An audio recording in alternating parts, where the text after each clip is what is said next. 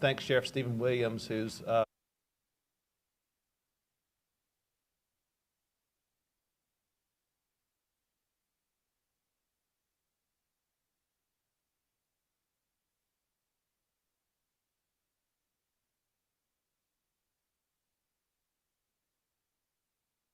Keith Bakewell, LSP Captain Eric Quinca, newly minted Ruston Police Chief Eric Watson, Teresa Mesa with the ATF in North Louisiana. The mayor has joined us today. We really appreciate his presence. We're here to talk to you about our joint efforts to reduce violent crime and drug trafficking here in North Louisiana. Last week, a federal grand jury in Shreveport returned an indictment charging 14 defendants with a conspiracy to distribute methamphetamine in North Louisiana, primarily here in Lincoln Parish. The indictment charges that the conspiracy took place between January 1st, 2022 and continued through November 26, 2024, and charges some members of the conspiracy with using firearms in furtherance of the crime. While the indictment primarily focuses on drug trafficking in Ruston, the methamphetamine came from outside the state. It was brought in through Mexico, which is a problem where most of the drugs, including fentanyl and methamphetamine, come through Mexico. And members of this conspiracy have ties to California, Texas, Kansas, and Louisiana. Those charged in the indictment include Cornelius Boston of Ruston, Shedrick Green of Ruston, Ferrano Barnes of Bay Point, California, Marcus Gray of Salinas, Kansas, Landon Askins of Ruston, Broderick Graham of Ruston, Keymoney McMurray of Ruston, Jacadrick Carter of Ruston, LaDavid Hunter of Jonesboro, Jason Potts of Ruston, Roy Lee Williams Jr. of Ruston, Tangwa Rayburn of Winfield, and two other defendants that we're not going to disclose their identities now. When you see the indictment, you see the redacted in red. That's two additional defendants who are still at large, and we believe that identifying them at this point would compromise our ability to capture them. In addition to those two defendants that are still at large, Mr. Carter and Mr. Williams are still at large. They know that they're being sought, and so we wanted to let you know that they are fugitives, and we could use the public's help trying to identify those people. Their photographs are on the screens, and to the extent that the media could help us identify those people and let them know that law enforcement is looking for them. You know, we'd certainly encourage the public not to take any steps to go after them, but to call the Lincoln Parish Sheriff's Office if you see them or have any information about them. The charges that we brought in this case are very serious. The defendants face a minimum of 10 years up to life in prison.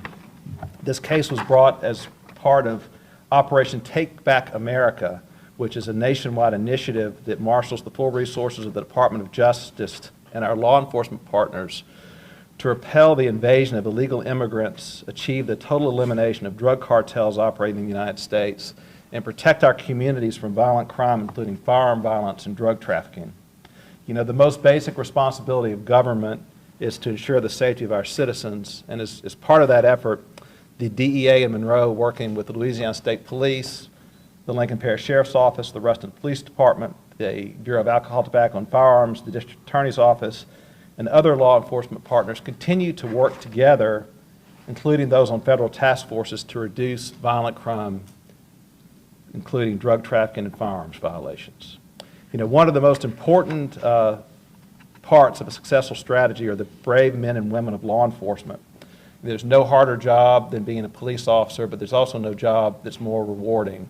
And the people here up here with me and the others in this room exemplify that. These are our true heroes in our community. They keep us safe, and these people risk their lives every day to make our community safer, and they deserve our thanks. I'd also like to acknowledge Jessica Cassidy. Jessica is our lead drug prosecutor in North Louisiana. She is the head of our Organized Crime Drug Enforcement Task Force, which is part of Operation Take Back America.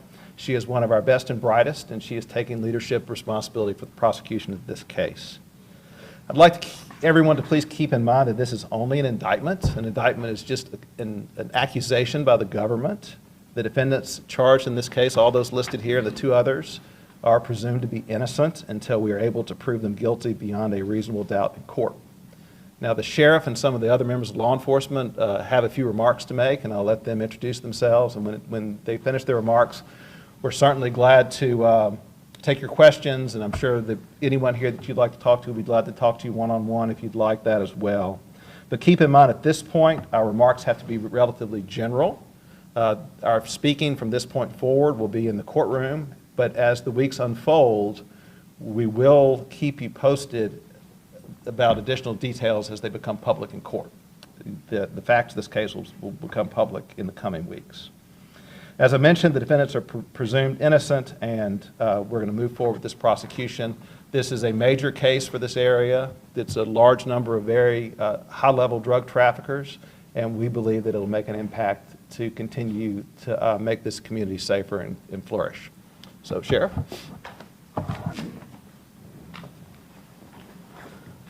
Thank you, Alec. I just want to be brief here, but I just want to say thank you for the many law enforcement agencies that you see up here. It takes a team when you take on a task like this. These type cases are very involved, and the credit to this goes to the guys and the women that are that were out on the street doing this kind of work. I can speak from experience. These kind of cases take you away from home.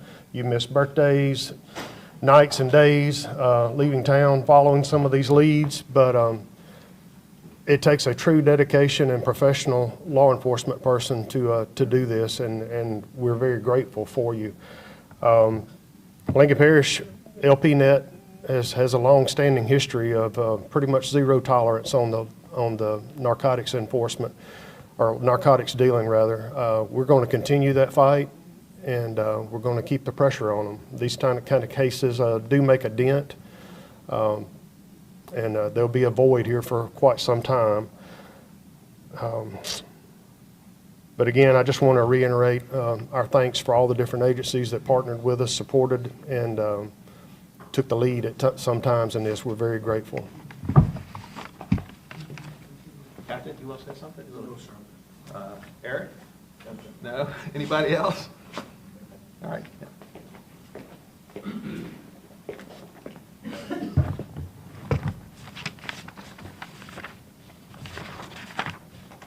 Good morning. My name is Keith Bakewell. I'm the Assistant Special Agent in charge of the Baton Rouge District Office for the Drug Enforcement Administration.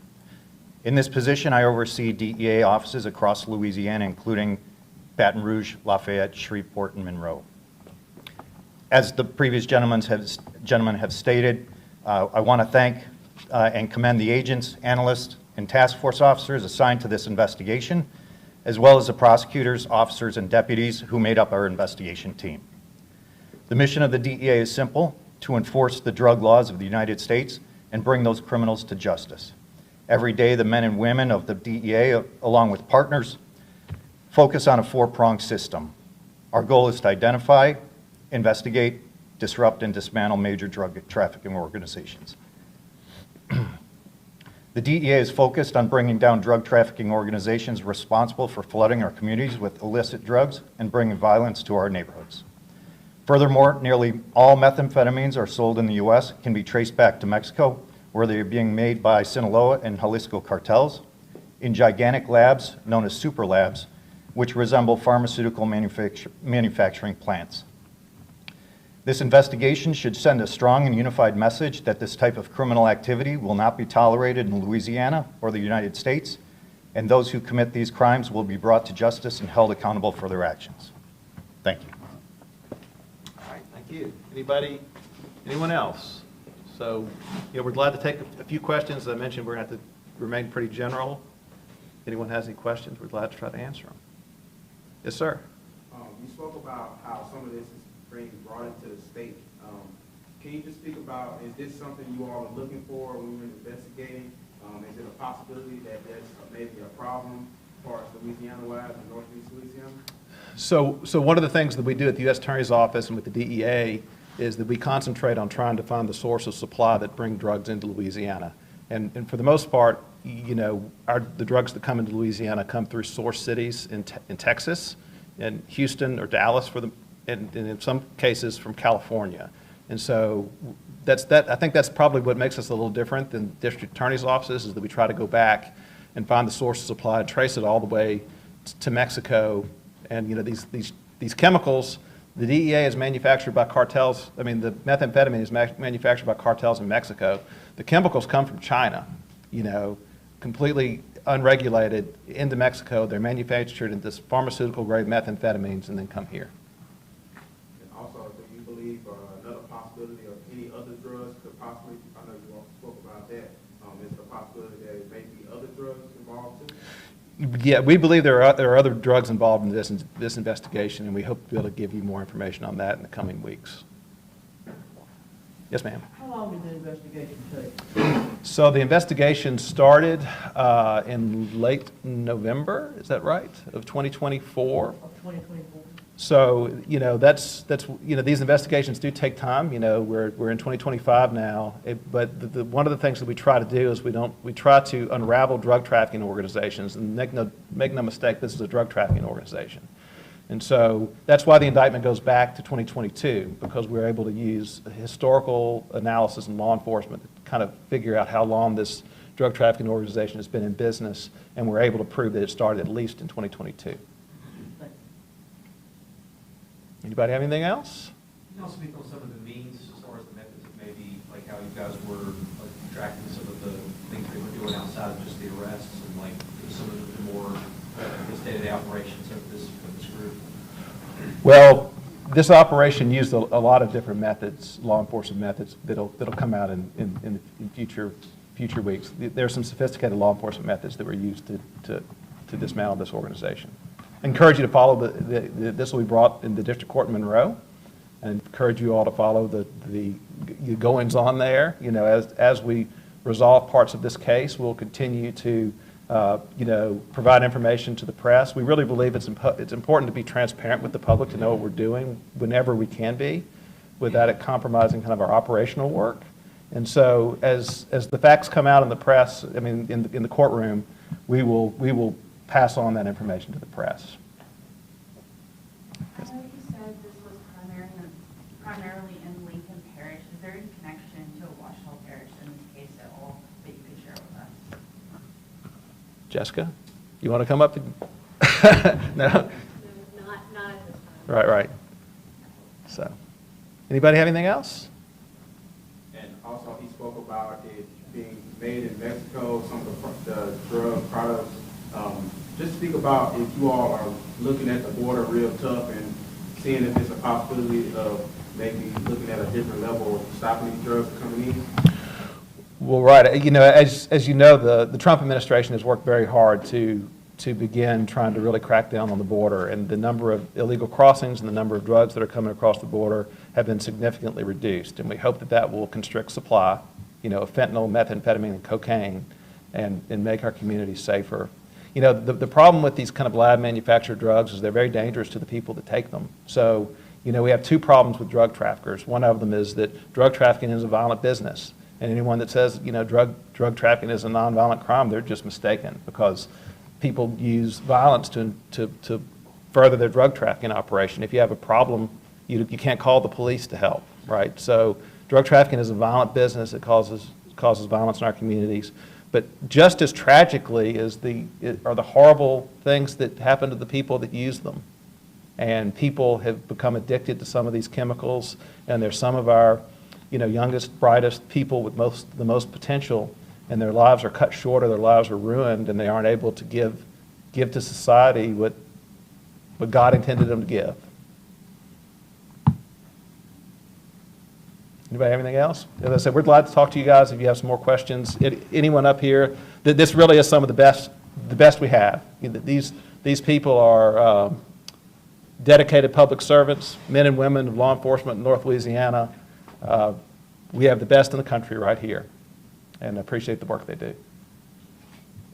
Thank you, guys. Just a comment to all of you. Thank you so much from the city of Ruston standpoint. We appreciate the hard work and dedication to this. We appreciate what's happening here, but we look forward to future arrests also. Thank you. Thank you, Mayor. All right.